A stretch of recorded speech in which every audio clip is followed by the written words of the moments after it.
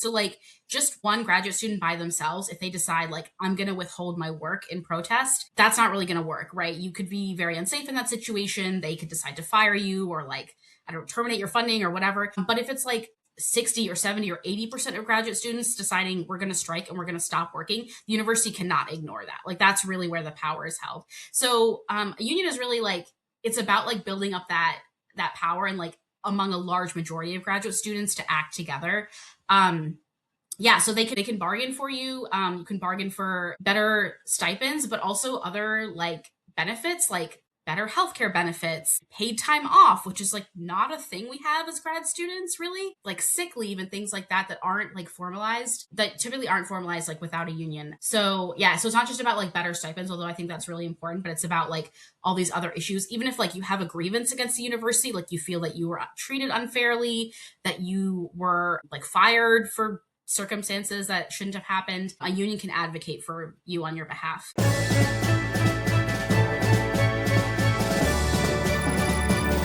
Hi everyone, welcome to Reforming Academia. My name is Victoria, there's Chloe, and today we'll have a special guest, Tarika, and I will let her introduce herself. Hi everyone, I'm Tarika. I got my PhD in English from the University of Miami in 2023, and I'm now a digital humanities librarian at Brown University. So a bit of backstory is Tarika and I actually used to work in the Graduate Student Association together back at the University of Miami in the good old glory days. Was it maybe 2021, 2022 around then?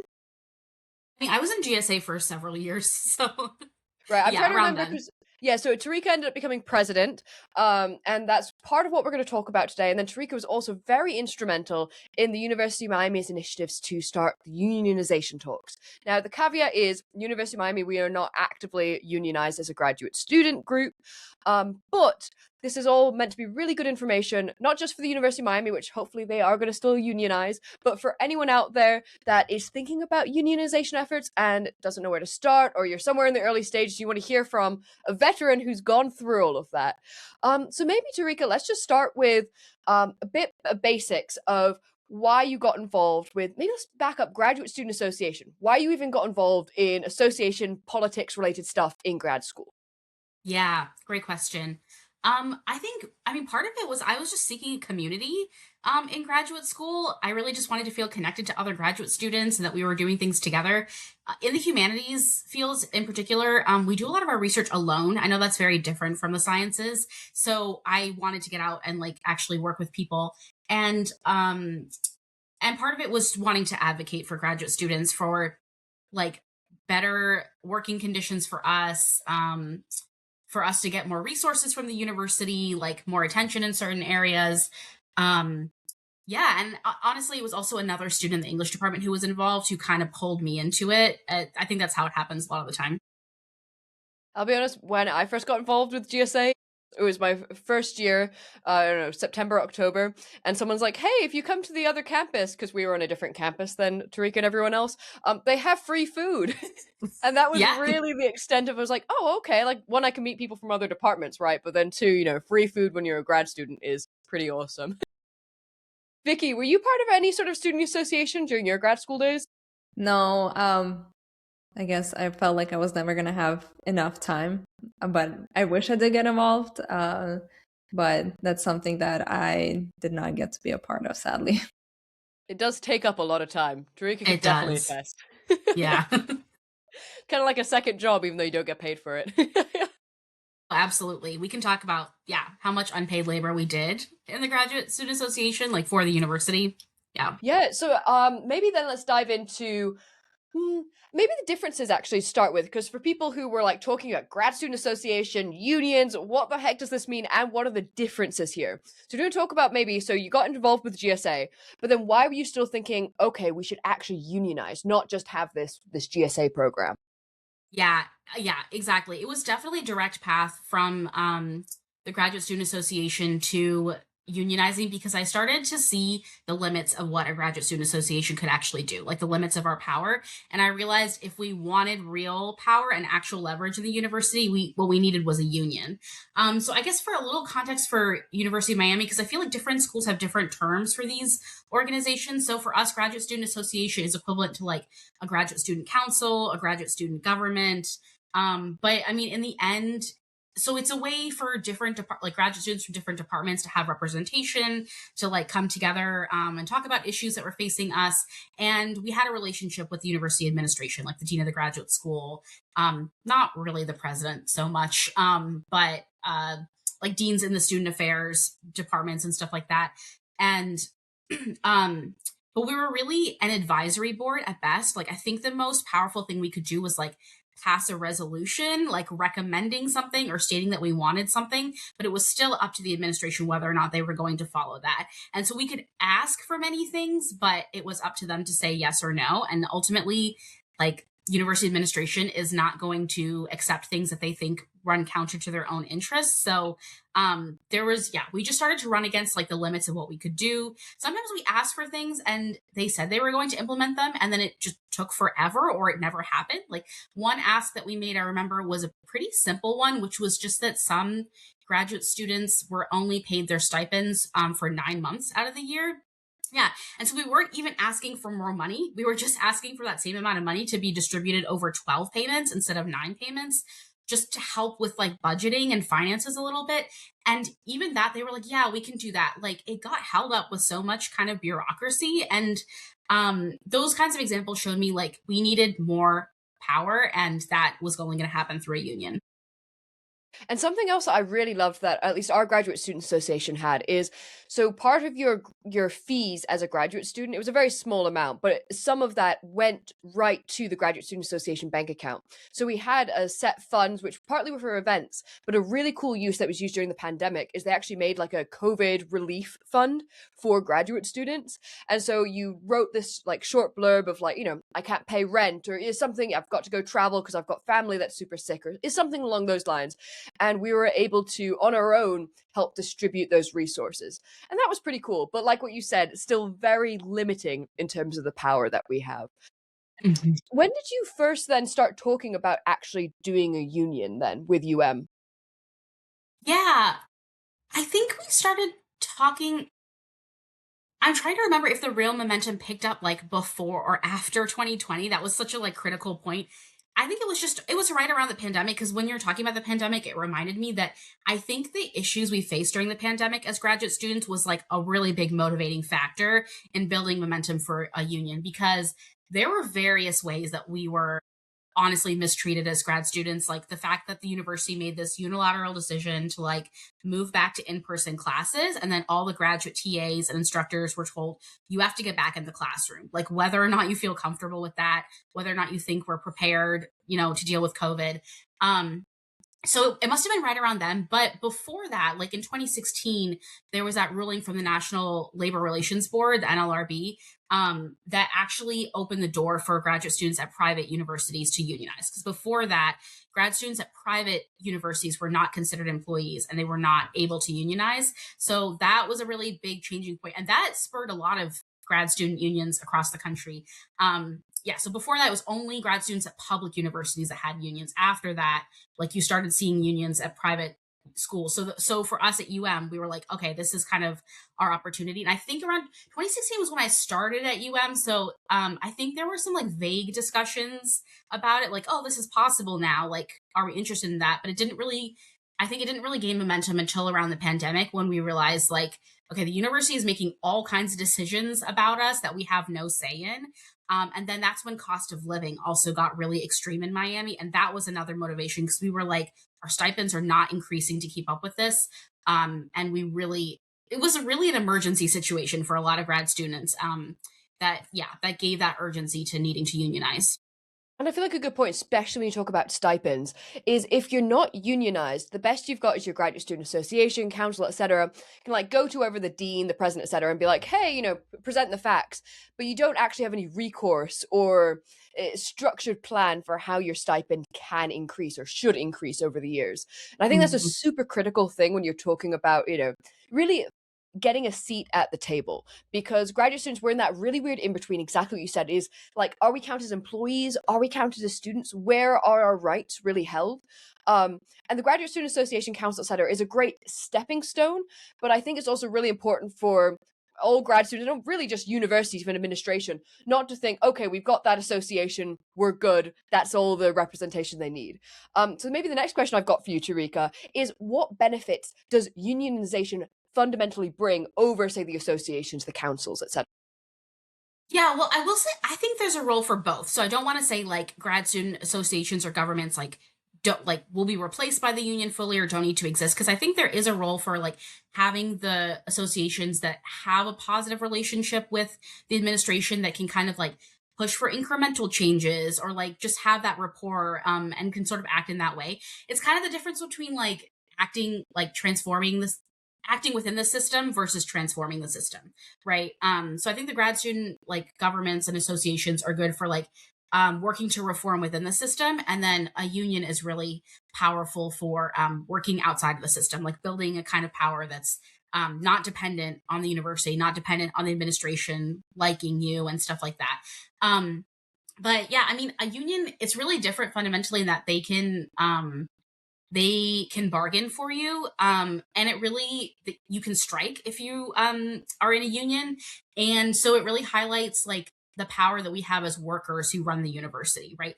And the union also is really about I think it's about power in numbers, right? So like just one graduate student by themselves, if they decide like I'm going to withhold my work in protest, um that's not really going to work, right? You could be very unsafe in that situation. They could decide to fire you or like I don't know, terminate your funding or whatever. But if it's like, you know, 60 or 70 or 80% of graduate students deciding we're going to strike and we're going to stop working, the university cannot ignore that. Like that's really where the power is held. So a union is really like, it's about like building up that power and like among a large majority of graduate students to act together. Yeah, so they can bargain for you. You can bargain for better stipends, but also other like benefits like better healthcare benefits, paid time off, which is like not a thing we have as grad students, really. Like sick leave and things like that that aren't like formalized, uh, that typically aren't formalized like without a union. So yeah, so it's not just about like better stipends, although I think that's really important, but it's about like all these other issues. Even if like you have a grievance against the university, like you feel that you were treated unfairly, that you were like fired for circumstances that shouldn't have happened, a union can advocate for you on your behalf. Coming to be a union, I think that, for example, at FIU, students were very much afraid of trying to build a union because a lot of them were international students and they were afraid that the Mhm. university would push back and fire them. So how did you guys combat that at UM? Like, how did you drive that momentum to building a union? Yeah, that's a really valid concern. And like especially in the current climate, I can totally understand why that's really scary for students who aren't citizens. One thing I will say is like the law is on your side. It is illegal to retaliate against workers for trying to form a union. And you should always keep that in mind. We did have at some point a lawyer on retainer. We were actually able, I'm not even sure how they allowed this to be honest, but we were able to use Graduate Student Association funds to like hire that lawyer to advise us for a period of time. I don't know if we still have a relationship with that lawyer, but I think that was helpful to just have like an expert in your corner, like a lawyer who could advise you on things like that. But yeah, so I do really hear that concern though, but it is illegal to retaliate against workers for unionizing. And I think you Sorry, can either, yeah. I'm just going to interject because I know exactly how we were able to pay for that attorney for the unionization efforts. Because I think I was treasurer this year. Is Yeah. literally for anything for those graduate student association funds, since they all came, well, not all of it, but a lot of it came from the graduate students paying their activity fees. We were literally just able to draft up like a resolution sort of thing that we then voted on, and all the representatives at one of the GSA meetings, like you have the representatives right from the different programs and stuff that Mhm. are elected slash told to go, and then you need what I think it was at least 50%. It was probably close to like 60 or 66% in order to pass it, and I'm pretty sure it got passed unanimously if I remember it right, because everyone's like, of course we should have Nice. someone on retainer for this. Yeah, Sorry, that was anyway, keep awesome. on going. I just wanted to give that aside in case anyone else like, oh, how can I get an attorney to help us with the GSA funds? Yeah, I don't think I have anything else to add, just that it is illegal for them to retaliate, and you should remember that and remind them if needed, and then also have like legal support. I was gonna say because Vicky, your Yale is a private institution, right? That's where you did your postdoc. Because that's so a topic that we've been talking about in some other of the episodes, specifically because Vicky came from FIU non-unionized to Yale, which was unionized. The like differences seem to be night and day. Vicky, I guess then it's if it's 2017 or 2016, you said that's when that law got passed that private schools could unionize. Vicky, that means then that Yale's student union stuff has only been around for maximum 10 years. Yeah, it's only been around for a couple of years, and at some point on Instagram, I did talk a little bit about Yale and union, and someone messaged me saying that they had to go through hell to get the union in place. So the union is great. It is benefiting the students and the postdoc association significantly. Like I can tell you the students are much happier, so are the postdocs, but it was very hard for them to actually get that union in place. And even for the postdocs, they're still trying to reform some of the changes, and with the current climate, with administration and immigration, a lot of postdocs are afraid of their current position and what's going to happen to them. And the union is trying to advocate for those postdocs and making sure that the university will protect those professionals during this time. So it was very nice to see that the union is constantly working depending on the current climate. But from what I was told, it was very hard to get that union in place, and that the university kind of like pushed back a lot on the union. And we're trying to, like, I guess what you said with you, I'm trying to increase the salaries without getting a union. But I think that the students were very much adamant on getting the union in place. And now that there is one there, you can see that there is a significant difference with the union in place. Yeah, because something I remember, and because I wasn't actually at this table, I wasn't at the table like you were, Tarika, so I don't remember all the details. But something that always stuck out to me was I remember that right around when I heard union talk kind of disappear, because I was also part of the biomedical graduate student government at University of Miami, which is like a subgroup of the Graduate Student Association, because we had different campuses, right? And so the main campus, Gables campus, that's where the Graduate Student Association was mainly held. And then we had this subgroup, biomedical grad student government, that was on the medical campus, and that was mainly just for the students, like the science biomedical people. And I remember we were asking for stipend increases, and there was something, again, I don't know the exact stuff here, and so maybe you can shed more light, but there was almost like a tit for tat, like, oh, we can increase your stipend kind of thing, but maybe stop talking about the union effort. And do you know anything more about that? Slash, like, was this actually part of the discussions? No, I don't know about that. Yeah, because I'm if that was coming from like the biomed campus specifically, that was like another weird and challenging thing about UM was having those three campuses and like grad students spread out across them, and like so because we also had the marine science campus and they had their own graduate student organization too. And sometimes the campuses operated like fully independently of each other. Stipends vary depending on those programs too. Yeah, because I think at some point the marine science students got a stipend increase that was different from what other grad students got.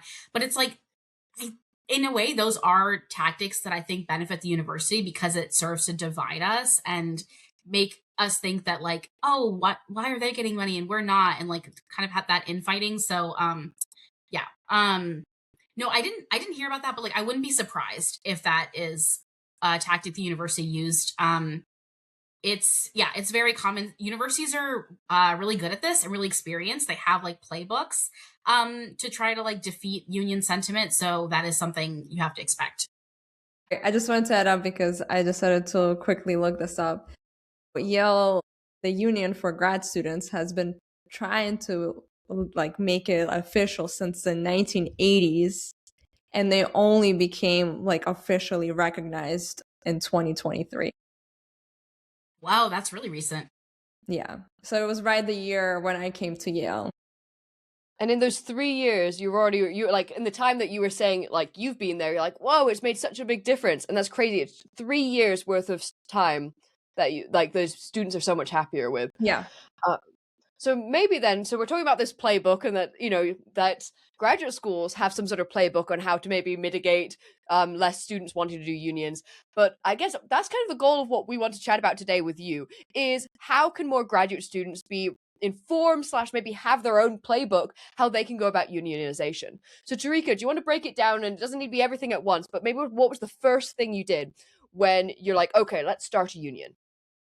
Yeah. So really the first step, and this is like the basic core like element of organizing in general, just like organizing people, is to talk to other people, talk to other graduate students. And you have something that's called an organizing conversation, but it's basically just like a conversation where you talk to them about like you actually do a lot of listening. You're supposed to listen to what are your issues, like what are the challenges you're facing in your workplace.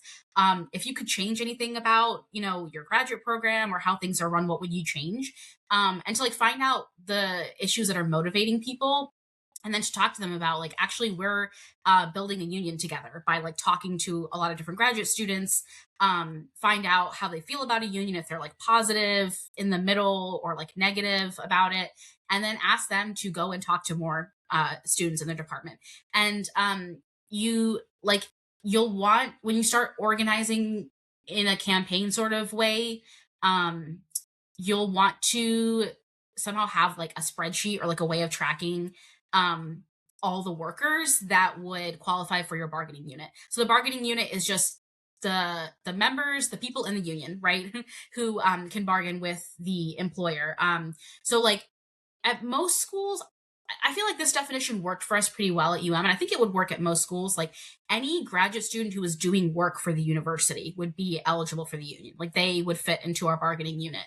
Um, there are like kind of exceptions and like gray areas and stuff. Like I know at Brown, the graduate students are trying to get students who are like on fellowships and things who might not actually be like paid by the university to also be included in the union. But in general, like if you are doing work for the university, like teaching, doing research, administrative work, or anything like that, then you should be a part of the union. Yeah. So it starts with like kind of mapping out like, okay, who are the people who would fit in our bargaining unit? About how many people are there? It's really important to have like a number, and then start working towards this like 30% threshold. So like you want to talk to at least 30% of the graduate workers who would be in your bargaining unit. And ideally, you would get 30% of them to be in support of the union, but maybe you might not get to 100% of those people that you talk to. My understanding is like when you get to that 30% threshold, you can officially at that point petition the NLRB, the organization I talked about, for to hold a union election. And so that's when you vote on whether or not you want to have a union. However, I think the recommendation or like more best practice is to try to get at least 50% and ideally like as many people as you can on board before you call that election, because you want to make sure you can actually win that election. But yeah, organizing is just all about talking to people and getting them on board with the union and getting their support. It helps a lot if you can have like a point person in every different department and program and be like, okay, you're in charge of like organizing the grad workers in your department. Like make sure you talk to all of them. You find out what their feelings are about the union. Um, yeah, that's an overview I can give. I don't want to get like too into the weeds. All the organizing that you were just talking about doing, what were some of the pain points that you had along those organization routes? Hmm. One of the biggest challenges for us was like even finding out what all the graduate programs were. Like we were able to, I don't know if you remember this, Chloe, we kind of like tricked the graduate school administration into giving us the number of grad workers. We like phrased the question in a different way to be like, hey, just so you know, like for our purposes, we would really love to know like about how many graduate students receive stipends. They didn't know we were asking this question for the union. And they gave us the number. We were like, nice. Now we know about what that number is. It was about 1,000 graduate workers.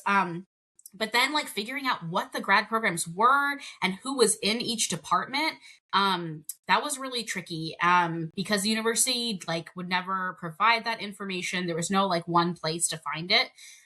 We didn't eat like even the graduate student association was a great venue to like get in contact with some people, but as you know, we didn't have senators from every program in that association. I think another tricky part was like there's kind of an easy reach group of people who you sort of already know are going to be pro union and are like, they're already kind of plugged in, they're already active, maybe they're already in the GSA or something. And it's easy to get to talk to all those people at first. When you exhaust that pool of like easy to reach people, then it's like reaching the next level of people that's really hard. Like the people that are maybe like on a different campus from you, or they don't come to campus a lot. They mostly work remotely, or they just like aren't as active and you don't know them, you don't know anybody else who knows them. So that was really tricky. I think we got to that 30% like kind of fast. From 30% to like 50% was a real hurdle. It was those things. A lot of those problems are related to like, again, like the siloing that the university does, the lack of transparency, which is totally on purpose, because it makes it harder for us to come together. So yeah. Yeah, I can see that being difficult. I know that at Yale, I've seen the union, like those member part of like the members part of the union going around and trying to like sneak into like the lab area so they can figure out who can like who is qualifies for like the union definition. Like, oh, any of you guys are grad students or postdocs in here? And then just hopping around and like trying to find, because Yale has so many students and so many postdocs, it's insane. So I can't imagine how it is for them to trying to go around and find as many people as you can. Mm-hmm. So why didn't the union end up working out while you were there? Yeah, I mean, I don't claim to like know a definitive answer or like know everything about it. I think one more pain point I haven't talked about was like we kind of stalled on the decision of whether and like whether to affiliate with a larger union, and which one to affiliate with. Yeah, I'm sure you remember these conversations because we also like the group of us that were organizing, we didn't necessarily want to make a decision on behalf of everyone without speaking to people, but then it was like we also couldn't talk to everybody about it. But I think if we had had official backing and support from a union in the area, we talked to a couple different ones like American Federation of Teachers, AFT. We talked to representatives from a couple different unions that like, you know, maybe they had helped organize grad students at a different university, but we just couldn't really decide. And it would have been very helpful to have a like professional staff organizer from one of those unions helping us. Because we were honestly making it up as we went along. We were teaching ourselves how to get organized. We did some trainings with I remember doing like this online course with this organization, series of like, online like labor organizing trainings with a group of faculty, staff, and students from and that was really helpful. That's how I learned about like how to have an organizing conversation, how to like what they call like the power mapping, which is like a mapping out all the different workers in your organization and like who they are. But yeah, besides that, we were like teaching ourselves how to do this, and I think having like a staff person who like their full-time job is organizing people would have been helpful. But yeah, I think we just never got to that point. We were like, how do we even make this decision of who to affiliate with? And there are pros and cons of the different unions. Like some of them will be very active in your campaign and like really get involved with it. Others like to be a little bit more hands off until you've reached that like 50-60% majority. Like they want you to do that part yourself and then they'll come in and help you. So there are a lot of things to weigh. What advice would you have then for, say, if someone's tuning in right now, their school is not unionized, they might have not even heard the word union before. What would be like the first steps for them to think about trying to unionize as a grad school? Yeah, I think the first step is again like talking to people. Like just start with the other grad students who are in your program. Be like, have you guys ever thought about this? Like, what are your thoughts? Like, these are some of the advantages I think that having a union could bring us. And then trying to get together what they call an organizing committee, which is like a core group of people who kind of help coordinate the efforts of organizing for everyone else.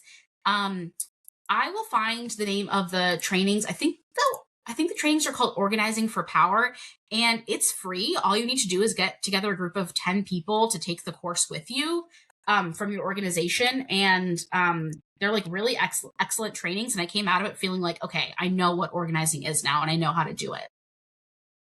One other question, because when you're talking about the first 30% of people you're reaching out to, the immediate circle, they're very supportive. What were some of the biggest concerns you got or pushback from other graduate students as you were talking to them about Mm. the potential of unionizing? Yeah. Yeah, I think the biggest concerns were probably like retaliation.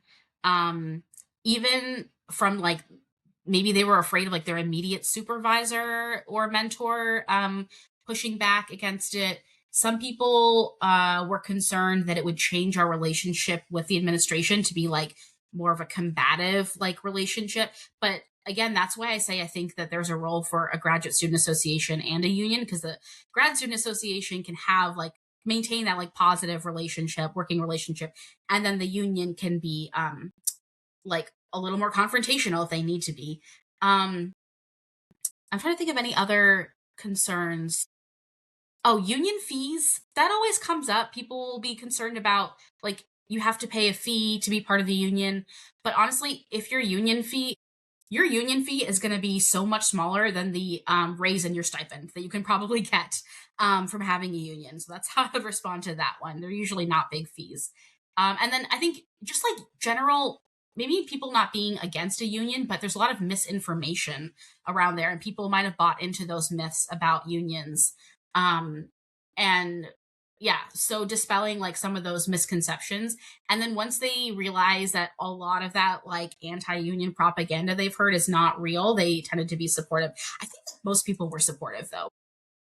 That's something that Vicky and I have been talking about as well. Is I feel like union, if you just hear the name union, like when I entered grad school and first heard it, it had that icky stigma of like, oh no, you shouldn't do that. Partly the retaliation, but partly like, oh, it just has a bad rap. And then when you actually learn about what the union's supposed to do, how I like to phrase what a union means is that you actually have a seat at the table that decisions are happening. Versus the student association, sure, you can make those resolutions and like recommend something to happen, but you don't have actual power to make that change happen. I totally agree what you just said, Chloe, is because I don't think that I think what happened in general at Yale is that it's not that the university didn't want to give those things to the student. It's just they weren't represented well enough, and I think that's what the union kind of brought to the table. The union brought that kind of representation from the graduate student body as well as the postdoc body, and they're like, listen, this is what they want collectively. Like they had someone speaking on their behalf, so it's not, oh, you guys are just students, you guys don't know what's best for you kind of situation, but you have the union speaking out for you. It doesn't necessarily mean that it's going to really ruin your relationship with the university or the administration. I think overall everything somewhat goes smoothly. I don't want to speak on the behalf as I don't know what happens behind doors at Yale, but from what I've seen, the overall population is generally happy with the unions that are in place right now.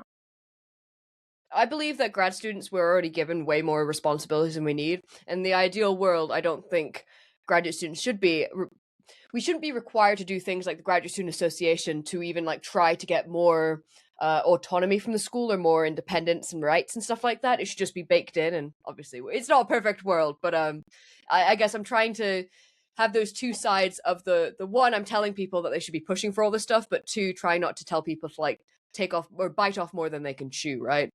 Um, because Yeah, no, I get that, because organizing like it is a time commitment. But I always think of it as like you're investing the time now because it will save you time later, right? Like when you have better protections for your work, like when you're yeah, when you're better protected as a graduate student, you'll spend less time worrying about like, okay, my supervisor is overworking me. They're asking me to do things that aren't actually in my job role. Um, I'm working a second job so that I can pay my rent because my stipend doesn't pay enough. Like that will actually save you work in the future if you are much better paid because of the efforts of the union.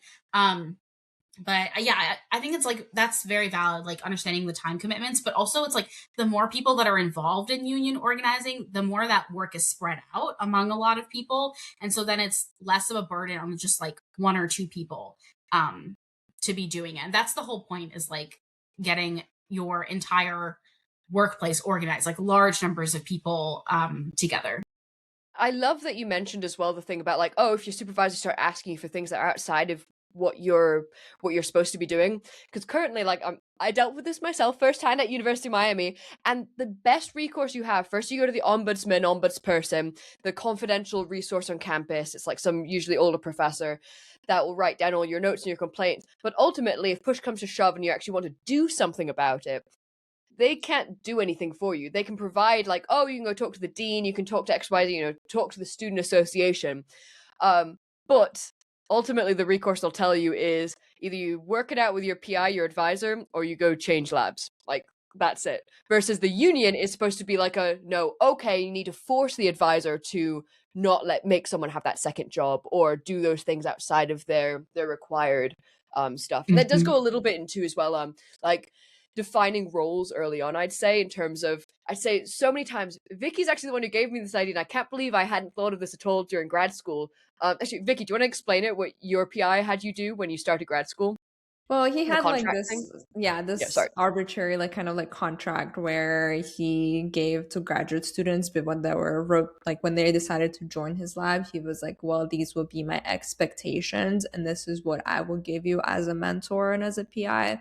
So it kind of laid out more of like what is going to be expected of me and what I should expect in return. And this was more like not necessarily that where we were like signing signatures, but this is where like, hey, this is what your job is going to be in my lab, and this is what I can give you as a return as your mentor and as your professor. And this kind of laid out the expectations for me, not necessarily like, oh, you're going to be working 9 to 5 or like 9 to 9 p.m. It was more of like, what's going to be expected from me academically, like what are going to be the benchmarks for my research.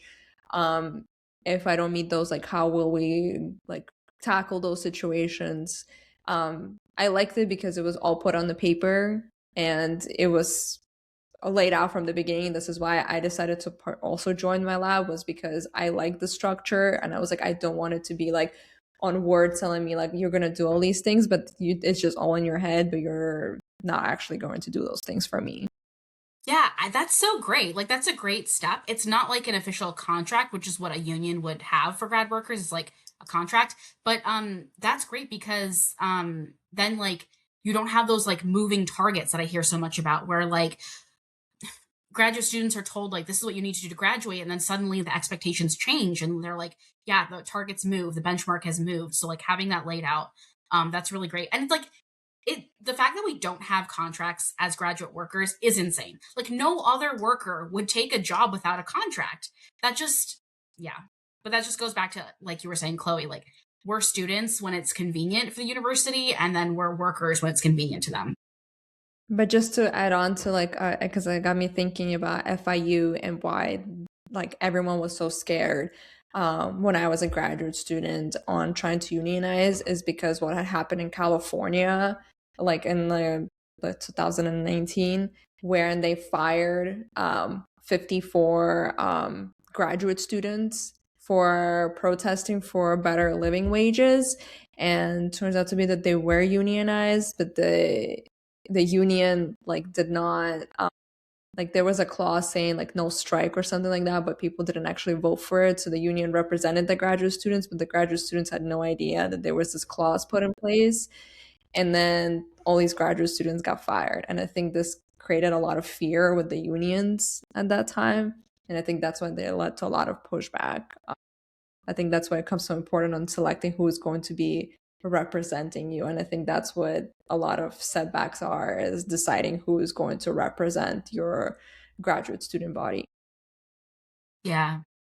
No, that makes a lot of sense. And there's like also resources about how to negotiate a good contract. I would also say though, like when people bring up things like that, like in your current position, you can just get fired with no recourse, right? Like without a union, you can still just get fired like that. So I don't know that that's an argument against having a union, because, and then that's also kind of what I think when people say like, oh, I'm worried about like having a bad relationship with the administration. Like, is how good is the relationship with the administration right now? Like, they might say it's good. It might be good for them. I don't know if it's great for graduate workers. Yeah, and like I said, like the whole point of the union, right, is to represent you because graduate students are always pushed behind saying like you're not important and your voice doesn't matter. But the union is there to make sure that your voice is being heard. Yeah. Thank you so much. Tarika, thank you so much for joining us. This has been fascinating, eye-opening. I feel like Yeah. even I learned some stuff, especially about the later stages of the unionization. If you're listening to this and you haven't unionized yet, I really hope this inspires you to at least consider it. Start chatting with your coworkers or your fellow grad students at least. And yeah, thanks so much for tuning in. This was Tarika, special guest, now at Brown University. We're your hosts, Vicky and Chloe, and we will see you guys next time. Bye-bye, guys.